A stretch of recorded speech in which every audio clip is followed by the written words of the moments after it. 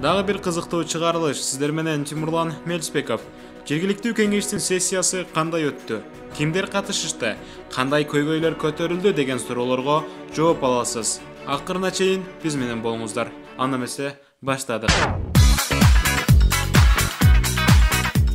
Жергиликтүү өз алдынча башкаруу органдарынын ишмердүүлүгү, жайыт, айыл чарба маселелери, аймактын суу менен камсыз болуусу, калктын аялуу катмарына камкордуктар, жергиликтүү кеңешке келген жаңы жүздөр жана башка ушул сыяктуу маалыматтар менен ачык өкмөт долбоорунан тааныша аласыз. Андыктан өткөрүп жибербеңиз.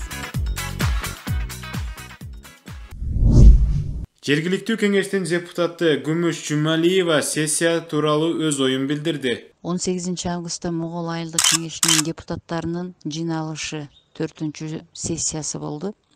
Ал жыйналышта көптөгөн көйгөйлүү маселелер, арыздар, отчеттор каралды.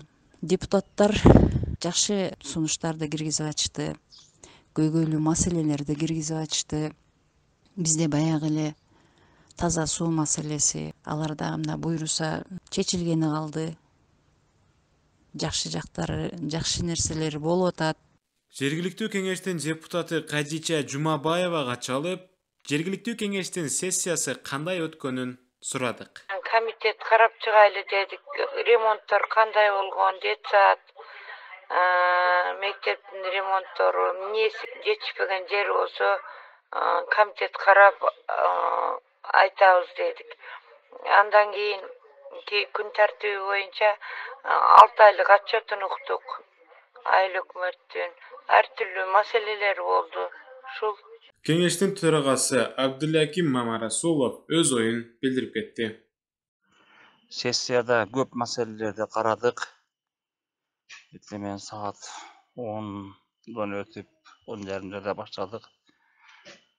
Кечке саат 4-5-терге бүтүрдүк да. Правданын тротуарын карадык. Оганын тротуарын, Чарбактын да жаңы курула турган ФАПты, акимчиликтен келген каттар бар эле. Аларды карап, аларга ham токтом чыгарып койдук. Мисалы могу Орто Сай боюнча Сейдугум чек ара постуна да акча, жылын акча карап бөлүп койдук. Жерде чек арачылардын акыбалы оорураак экен.